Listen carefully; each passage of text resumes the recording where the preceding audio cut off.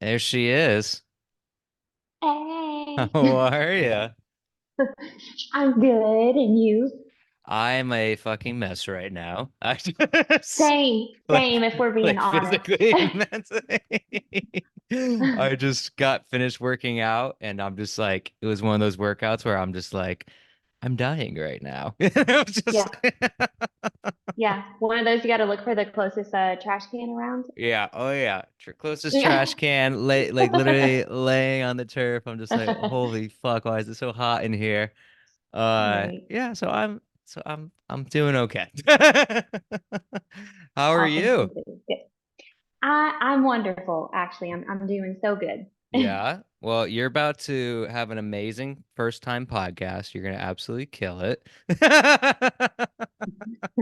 That's right. Good thing Oh, people now it's can't getting hot see here. like how red I Oh, who am. turned the temperature Oh my on gosh. here? Great. I love your hair. Did you get your hair done? I did actually. That's where I was just at. It looks Thank you. great.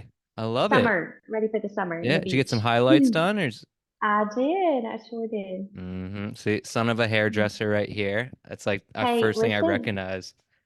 and your hair is looking good too, sir. Yep. Oh, please, please. But tell me more. Please go ahead. Don't stop. Oh, why don't you introduce yourself? Give us a little background of who you are, and then, like I promised, I take care of the rest. Don't worry. Okay. Oh my goodness. This is what I was the most nervous about because I feel like it's the first day of like school and you got to stand Yeah, up in front yeah, of everybody. yeah. But yeah. So, my name is Jess. I am 37-year-old single mom right now. Recently divorced 2 years ago and have completely transformed my life in every way imaginable in those past 2 years. And yeah, just every day trying to continue to grow and push myself outside of my comfort zone, just like this. Hmm. But just, yeah, I'm really excited to kind of share with people because honestly, like whenever you're like, hey, you want to be on this podcast? I'm like, me? Like Yeah. Jess from Alabama? Um, Uh-huh. like that's just crazy to me. But I think I can speak for a lot of like people who are just in the same situation as I was. Mm, You think that only certain types of people can achieve just true healing, and any of us can do it, but you just have to put hmm. in the work. Yeah. And might I say, like, you look strong as hell. Like, Right. crazy, crazy, which is so cool to see. Like, It fucking is. real strong. It Yeah, yeah, it's amazing. Yeah, physically, spiritually, Hmm. mentally, every which way. Just grown Wow. so much. I love that. That's amazing. Can you, and I, and I love how I love when you send me like, because we finished coaching, but you send me like check-ins here and there, just catching me up on like Yeah. where you're at and all that. I love how like one of the last ones you sent me were like, hey Ryan, this is Jess from Alabama. Don't know if you remember me. I'm just like, motherfucker, I worked with you for like over a year. I'm like, I know who you are. I know, but that's the thing. Like you feel so, I don't know.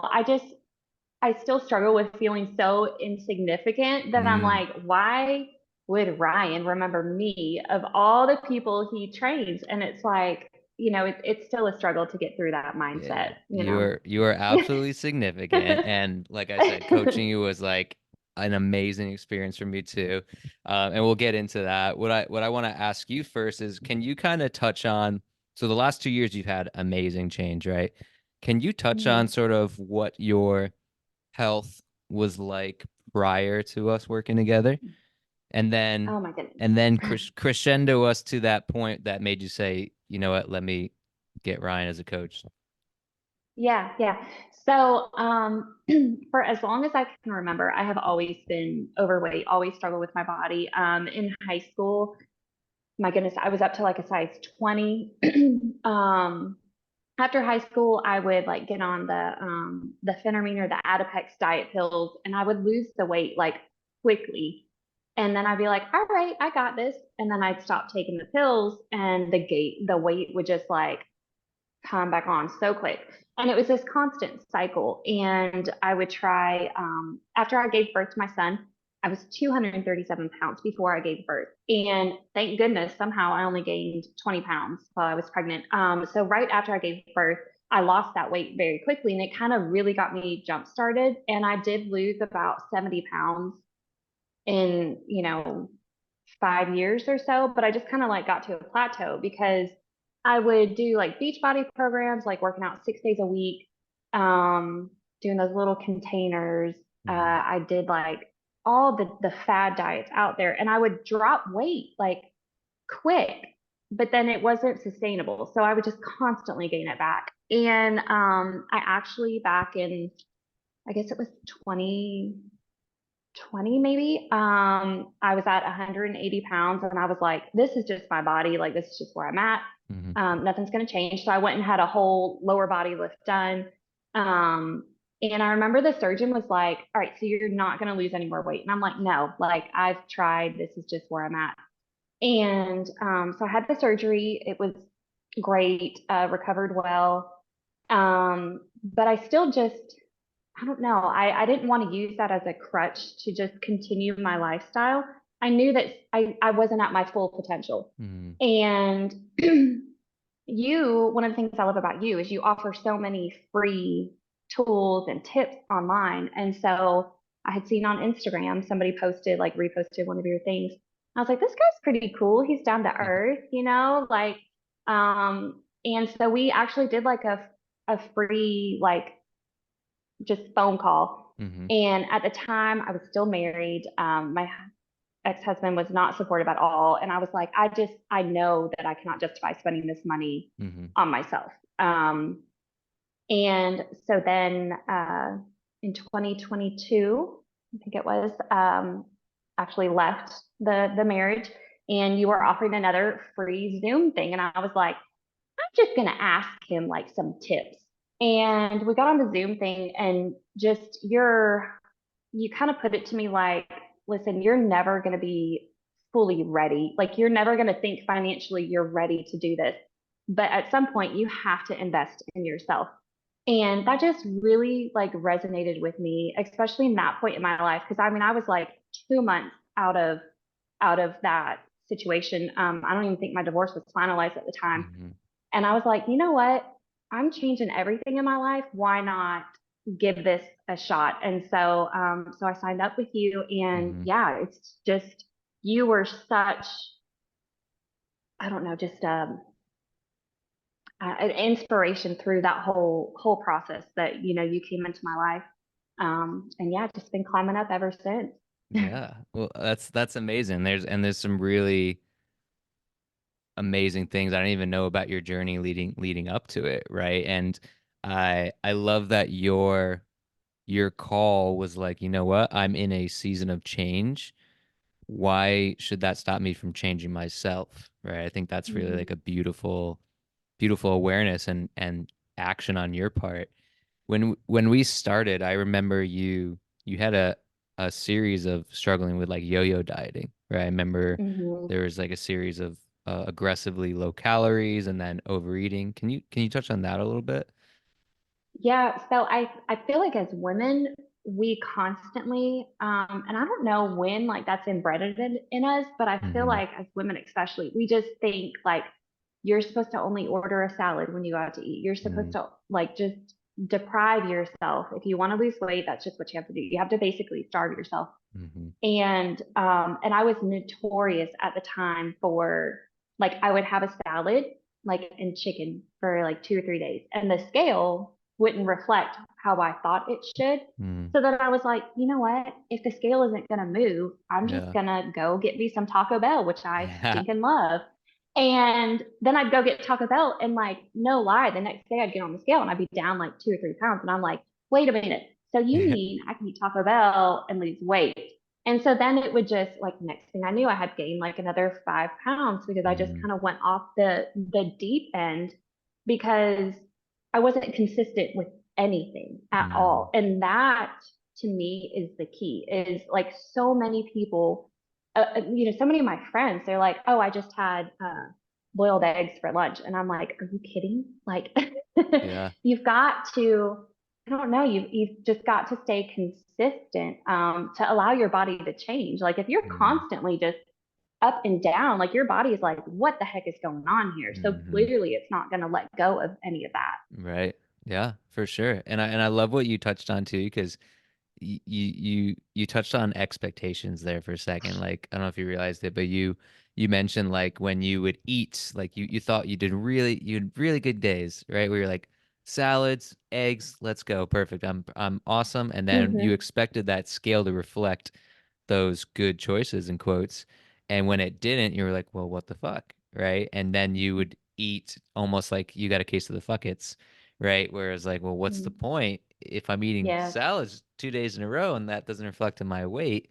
And you also had a brief moment of like, oh, well, the scale can go down while eating different foods, but then like you mentioned, it was a yo-yoing cycle, right? Mm-hmm.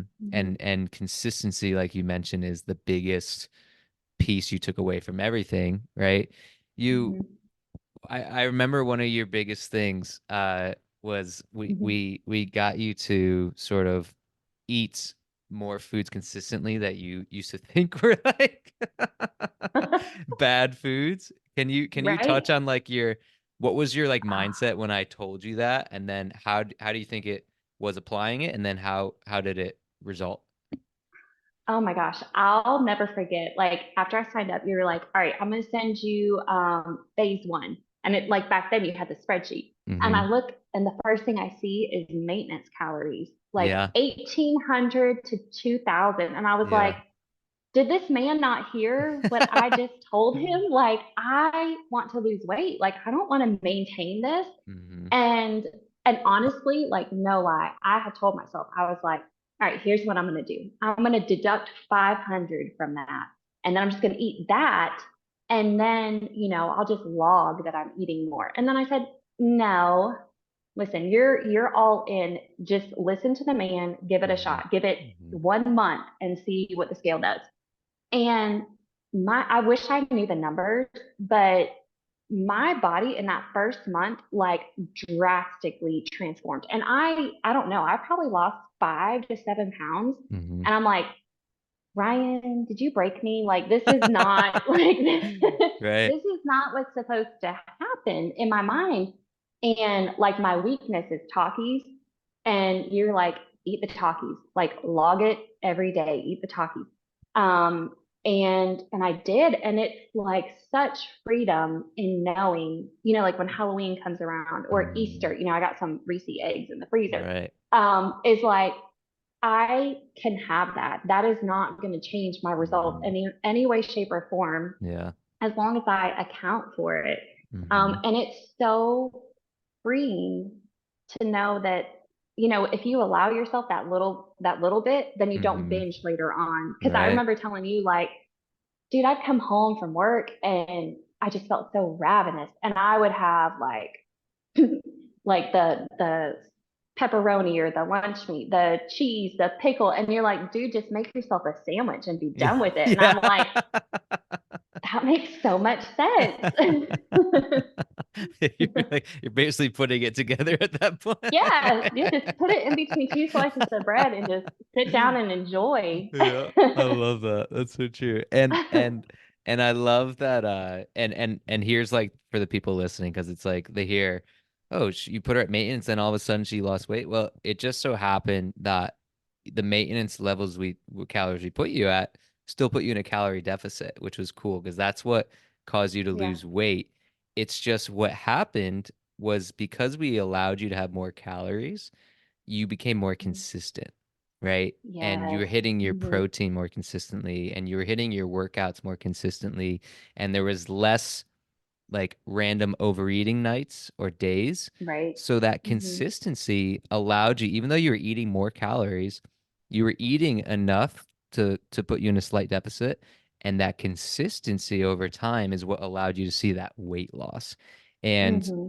that's a tool I like to use with a lot of people who, in your case specifically, like you were that notorious, I'm going to go aggressively low calories and then I overeat. Hmm. Oh, low calories, overeat, right? So the yo-yo dieters. So by giving you a higher calorie goal and taking your mind. I think that was like our big thing with you is taking your mind off weight loss for a second. Like stop Yes. focus on weight loss. Hmm. Let's focus on habits, right? Like I remember you when your journey was really cool because the first like 2 months, I think, first 2 or 3 months, you were working out at home, Yes. right? And you were doing the dumb, Anxiety. I was like, I'm not going to the gym. yeah, yeah. And then eventually you became a gym rat, right? Like, I know. I know. Now I love it. Like now it's hard for me to work out at home because I Mm, want to go to the gym setting, you know? yeah. Can you touch on that change for a sec? Like, what was that mental shift that you had where you're like, I'm ready to go from my house to the gym? I think it was just you kept telling me like there's only so much you can do with dumbbells at the house. And even Hmm. though like I thought I was hot stuff because I had my little bench and I had the Bowflex adjustable weight. But you were like, if you truly want to get to your potential, and that is what this whole journey is about, is like life is just so short, and I don't want to miss anything out there that is Mm, in store for me. Um, but the anxiety is real. And I remember you were like, come the beginning of the year, like you're in the gym. And I was like, the beginning of the year, like that's when it's the busiest. Like you're crazy. And I actually like I drove to the gym to sign up. It's a Planet Fitness here in my little small town. And I drove and I sat in the parking lot 2 different days and I could not get out of my car. mm. Because I was just so incredibly nervous. And I actually like I still haven't changed the fact that I wake up at 2:30 in the morning to go. Wow, Um, that's just insane. because I know it is, but for me, it works. I try and be at the gym by 3 o'clock in the morning, and what I do love about it now is it's like the same people I see, so it's that accountability. So like if Hmm. I'm not there for a week because maybe I've gone on vacation or something, like people will come up to me like, "Hey, are you good? Like where you been?" And so it's like that. Like I don't know, it kind of feels like a family, even though Mm, you're not super close. Like it might just be away from across the room, but yeah. it's that like connection. Mm, And it was realizing that nobody cares about me in there, like hmm. we think like, oh my gosh, everybody is looking, nobody's looking like, Right. and that's what I kept telling myself was, all right, while I'm doing these curls, am I looking around checking out the people in the room? No, I'm Yeah. focused on Yeah. myself. Right. And so I just realized again, like just get out of your head. We get in our Hmm. heads so much and we're so like for me, fear is one of my biggest struggles. And it was just realizing like just I don't know, just do it. Like just Yeah. quit worrying about everybody else. Like I'm living for me, for my Hmm. son.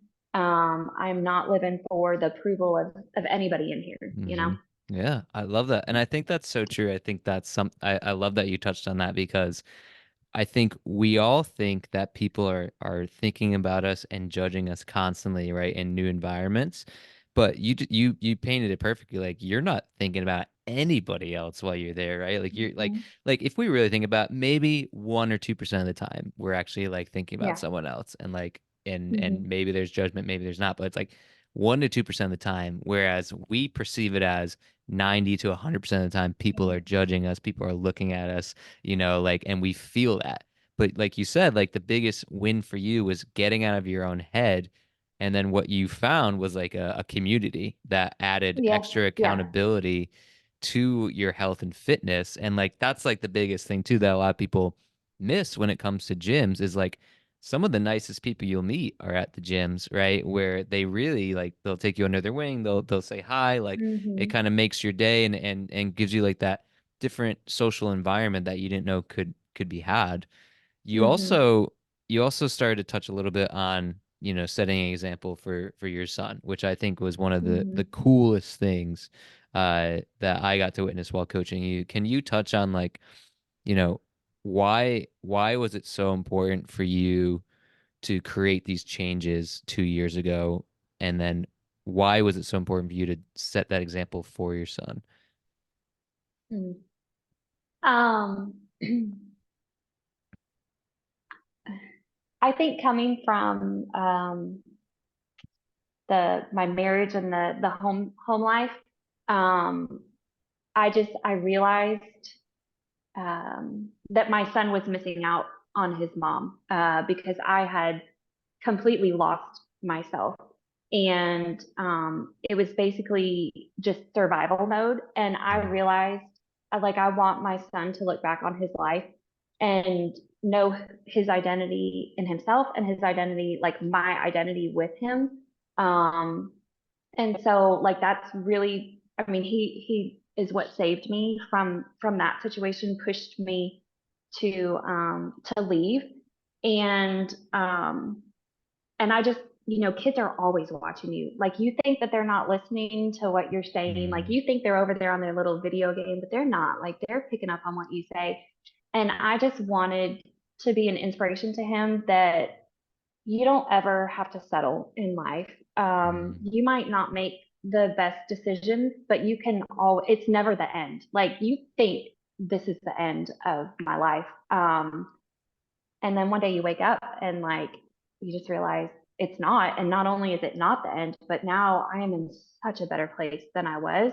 mm, And just with diet and lifestyle, I wanted to, because growing up with my mom, I feel like she kind of caused some of my body issues a little bit. I struggle with body dysmorphia very bad, mm, even to this day. And so it was like those subtle little things that she would say that stuck in my mind.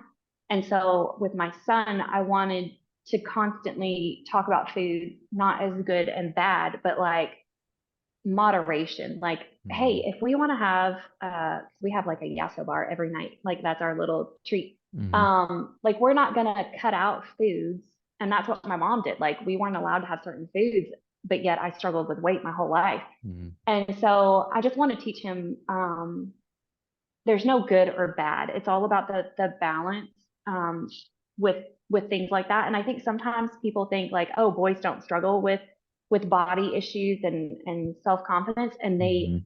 100% do. Yeah. My son is 9 years old, and he is like up to like my collarbone. He's just muscular. Like, he is just Mm, a big kid. Um, and he had told me one day, because we went to get his haircut, and like we were the same shoe size and everything. And the barber was like, man, he's big. And I'm like, yeah, he is. And then we got in the car, and I'm like, hey, like, how does that make you feel when somebody says that? And he's like, mm, I don't know. It kind of makes me wonder, do they mean big like mm, weight, or do they mean big like tall? And mm, so that has just really taught me to be more conscious about the words I use to describe mm, myself, to describe him, to describe other people. I think so often we put labels mm, on people, like, oh, the really overweight neighbor, or the old mm. lady, or Yeah. skin color, or Right. just all these external features, and that's how we like define somebody, Hmm.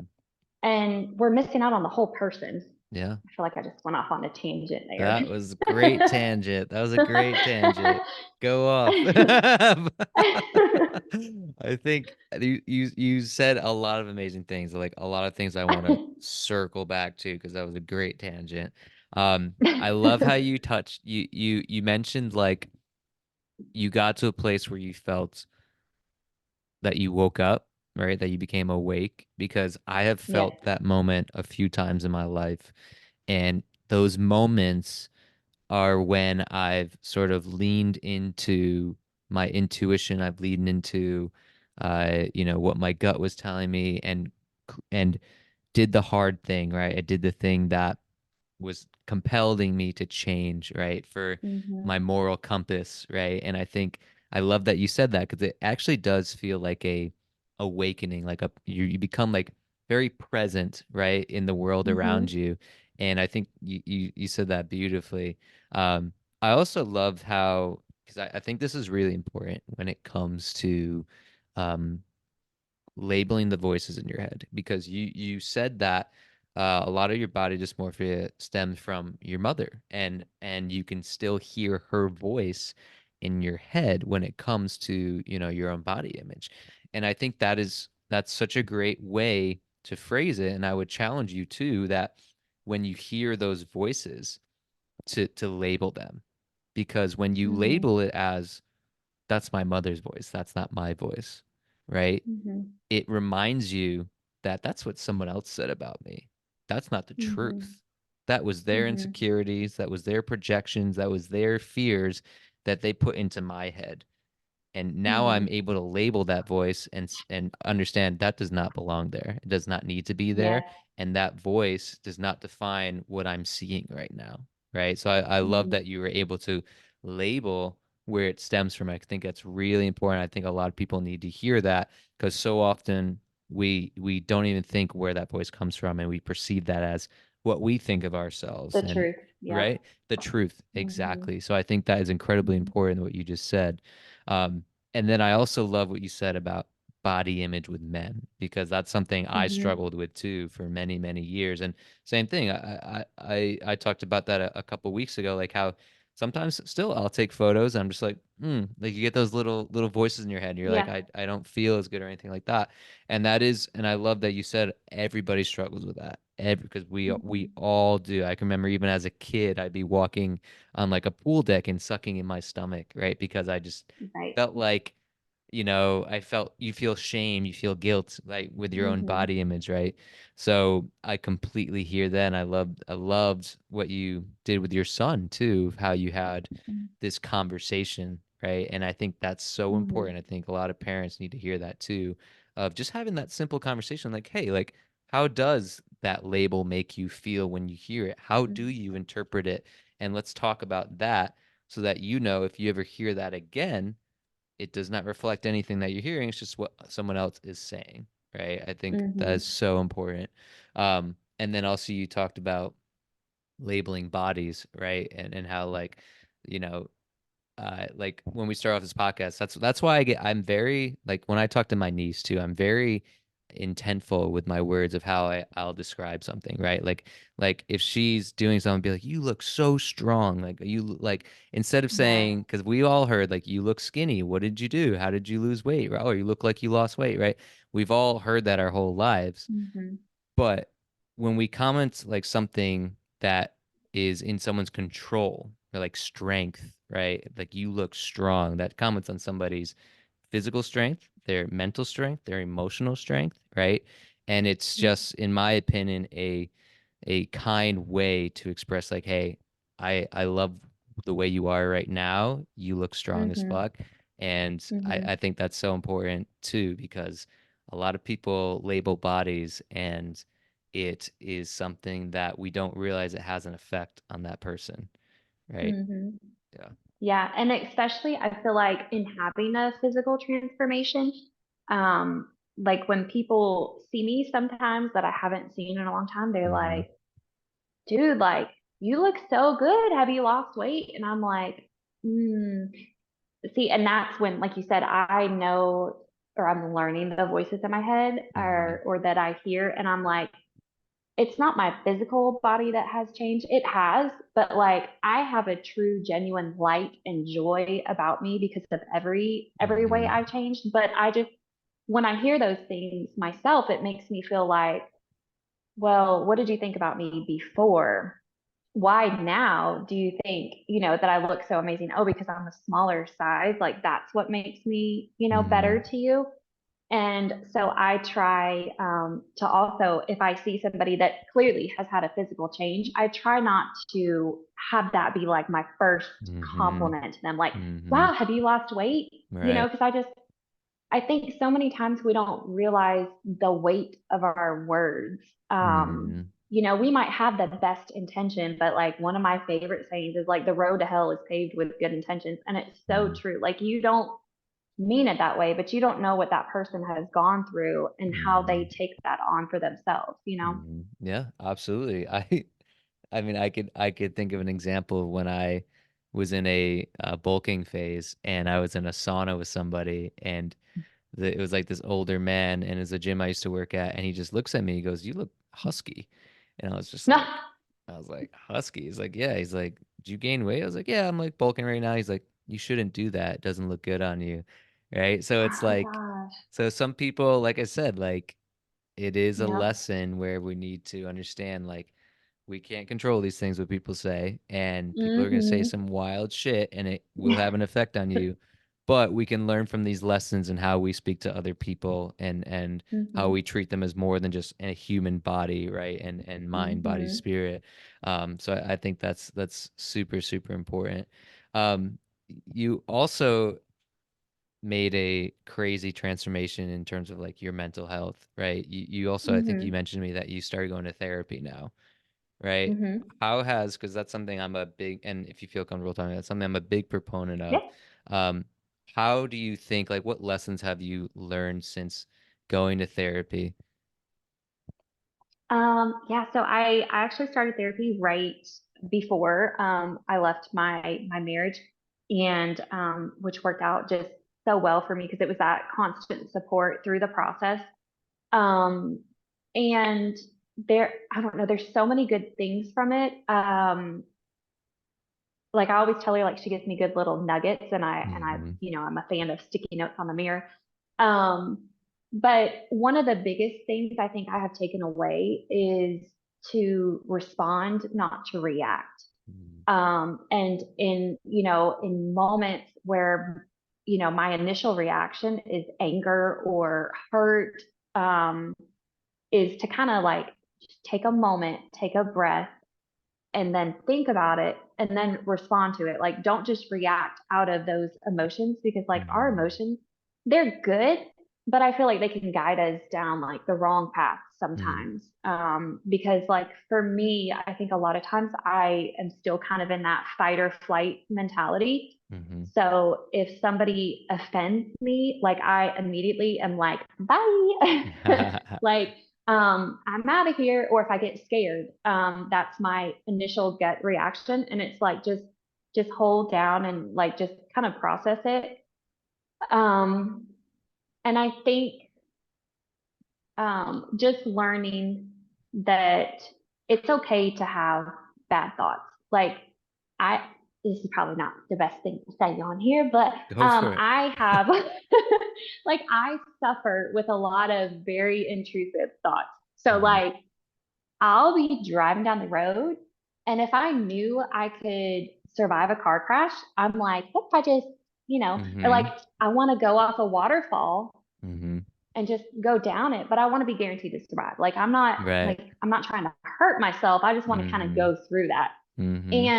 And I used to really beat myself up about these thoughts that I would have, or like sometimes you get angry and like you just want to cut somebody or you want to Hmm. drop kick them. And Hmm. then I would beat myself up and I'd be like, you're supposed to be cool, calm. You're not supposed to have these thoughts. And it's like, it's okay to have the thought.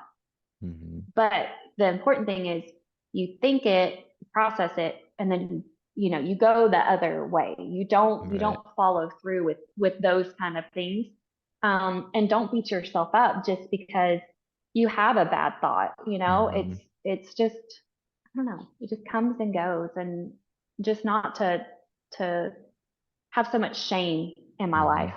Yeah, absolutely. And to touch on that quick, I think that is, and I can relate to that. Personally, I remember when I was like deep in like stress and anxiety and all these things, I would think about driving into telephone poles and like kind of wondering, you know, Yeah. how would people react if they knew I got in an accident? Like all these things, right? So I think that is so true. I think when you learn that thoughts are normal, whether they're good, whether they're bad, like and that there's no need to judge them, right? Because Hmm. we all have constant thought, and there's no good, there's no bad, right? I think one of my favorite quotes about that is, um, good people have bad thoughts, right? Yeah. Yeah. And it's not the thoughts that make a person bad, it's the actions, right? That like you Mm, said, the follow through. that's good. Um, and the other thing I love that you said is allowing yourself space and time to process emotions.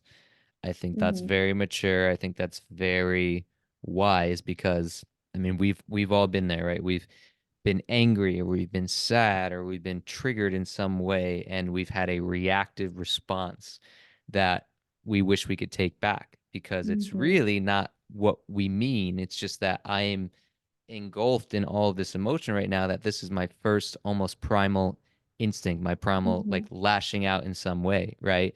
And it can leave a wake of hurt and regret and wishing you could take something back because of that, right? So I think that is so important. That's a great lesson to share with people is that when you allow yourself that breather to process and think like I first thing I think of is like in any relationships, like I've been there too, where it's like, I've felt angry or triggered or anything like that. And Mhm.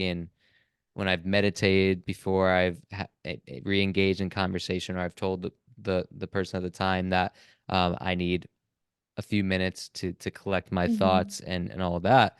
I think that is an incredibly powerful tool because it allows you to collect yourself. It allows you to almost have empathy for maybe the person's perspective about where they're coming from.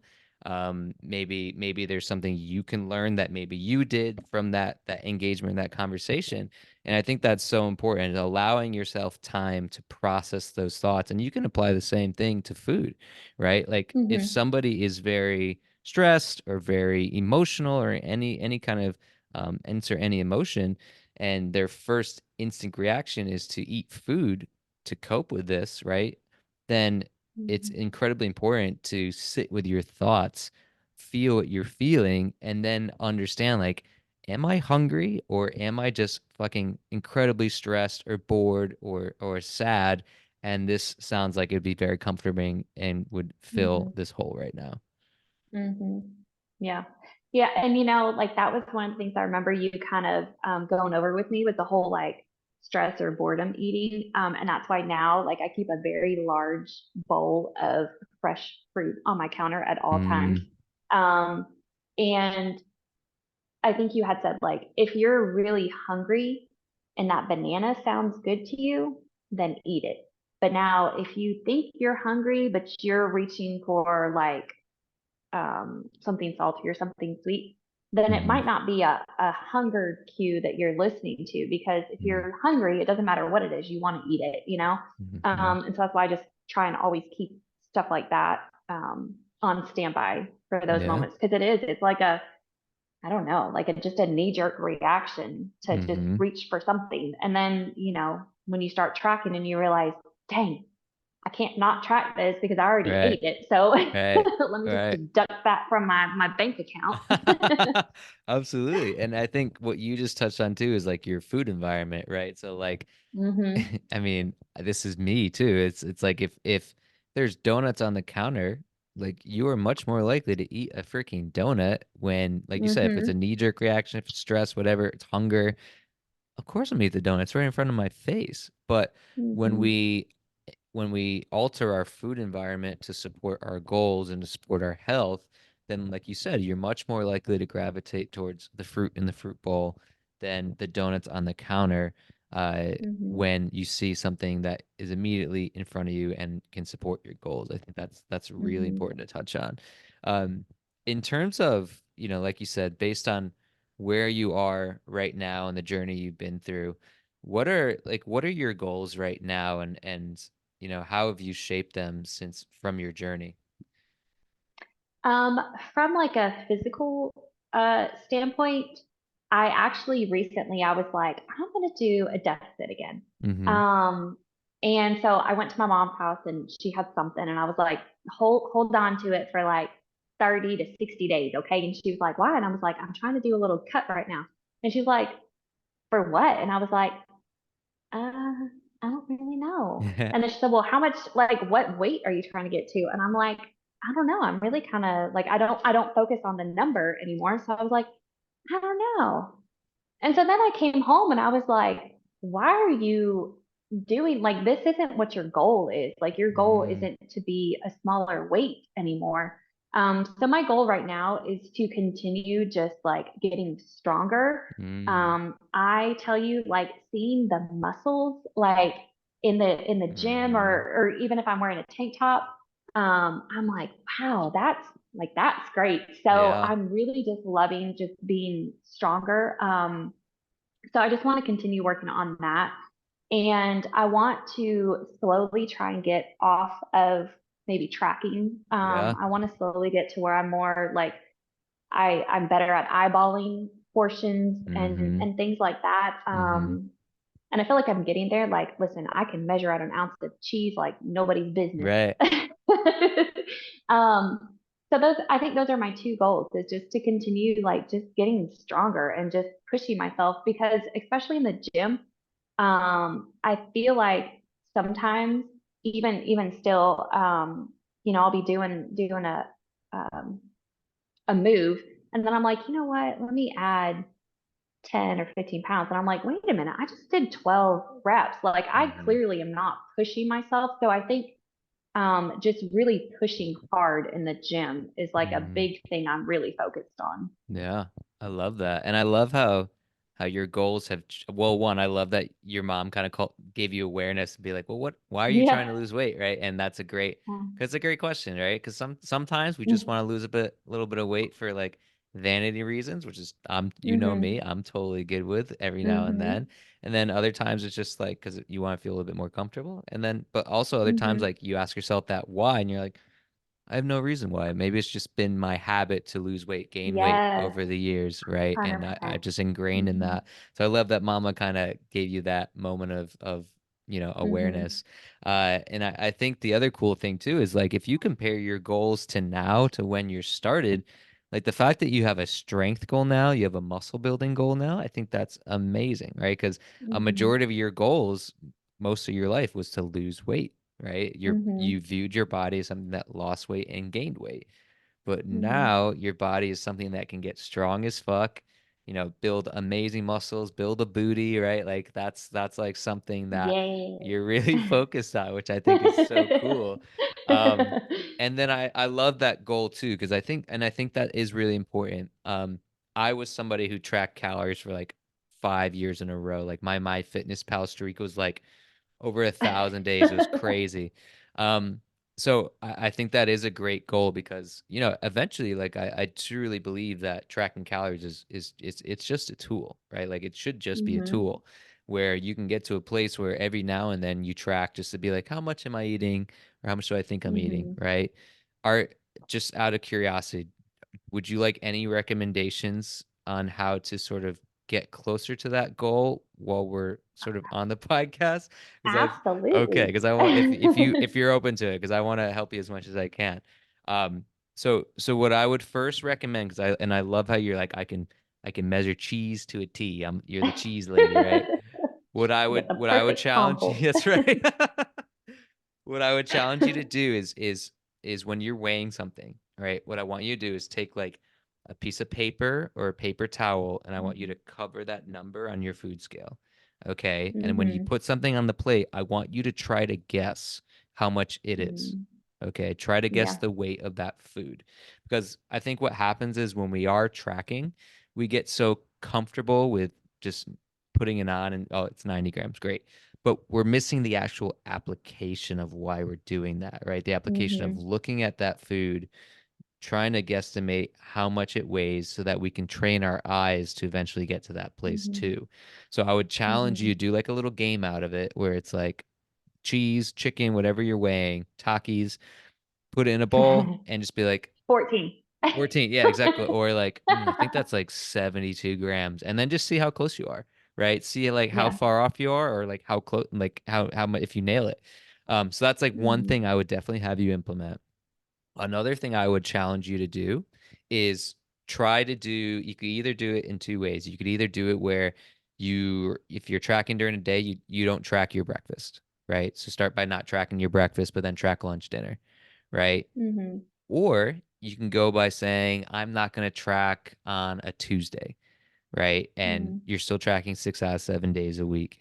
And what I would implore you, start with like a day that's easy, right? Don't make it like a crazy work day or Oh, something like that. Like make it a day where it's like I can be very present on this day and sort of, give myself that time and space to ease into this intuitive day, right? mm-hmm. So start by that. And then what you can do is when you feel very comfortable with that, you can slowly decrease the amount of days that you're tracking your calories. Okay. Mm-hmm. And like I said, once you get to a place where you're intuitive, then you can always use that tool of tracking, right? Mm-hmm. Something you can do to structure those intuitive days, and you've probably heard this many times over the internet, but is utilizing a 3 plate, 2 snack rule, right? So Mm. that's basically you're going to have 3 plates of food. All your food should be on a plate, prioritizing your protein, some sort of carbohydrate source, maybe some fats, and vegetables. Okay. So you're building your plate on what you perceive to be like a good nutrient dense meal, right? And then the 2 snacks that you're going to have, they're either going to be some sort of fruit, some Takis, or a protein source. Okay. I would say more if you're like trying to maintain yourself, like one of those snacks can definitely be like Takis or some Oreos or something like that. When it's more like fat loss, then I would really emphasize fruit or protein, right? But when we're Mhm. trying to maintain, like definitely utilize one of at least one of those snacks to have something you want to really enjoy. Mhm. But utilizing kind of those techniques and having some structure when it comes to intuitively eating, it kind of helps ease you into that process because it can kind of feels kind of scary knowing that, hey, I've been getting these results by tracking. What happens when I Mhm. don't, right? It's another unknown uncertainty for you.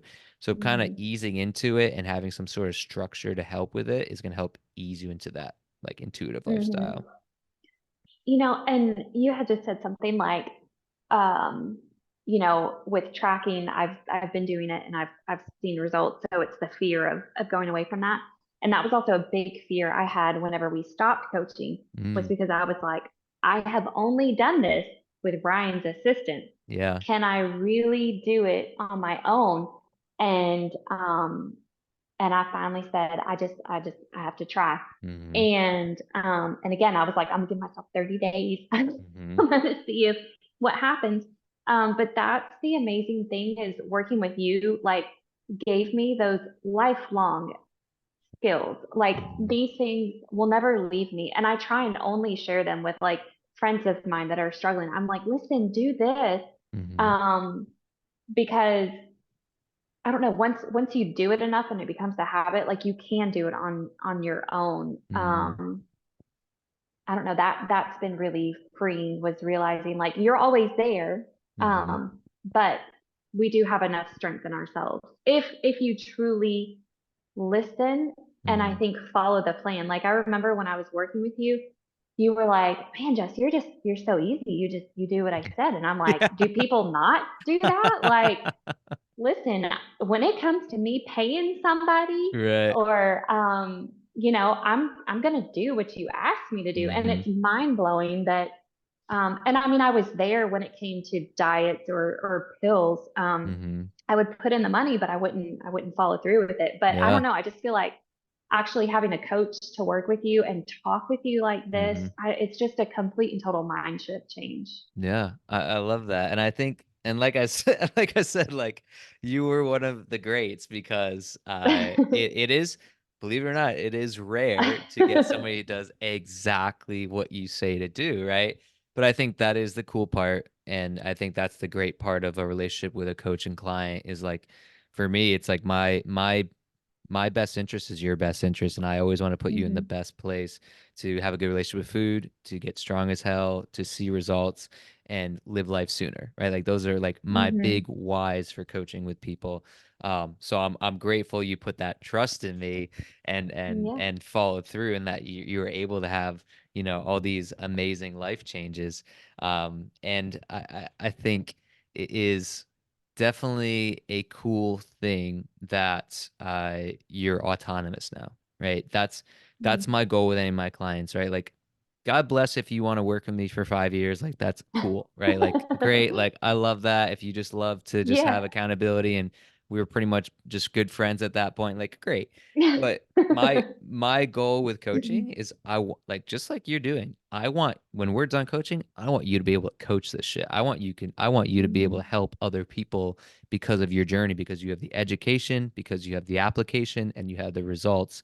And not only do you have physical results, but you have the mental, emotional results, right? So that's like Mhm. that makes me so happy to hear that that's where you're at, because that again is my goal with all my clients is for you to graduate, fly away on your own. You're always welcome back, but fly away on your Mhm. own and really make sure that you're autonomous and you can do this. And you've proven that, which is Mhm. amazing.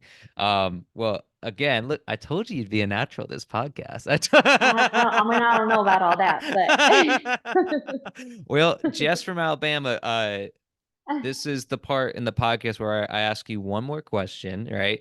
So, name of this podcast called These Little Moments, okay? And you kind of know my background, my story with my battle with mental health and all these things. And I've had a lot of little moments that sort of allowed me to become the person I am today. So this is a deep thinking question and a thoughtful one. Um, can you think of a moment that really was your catalyst for becoming the person that you are today? um,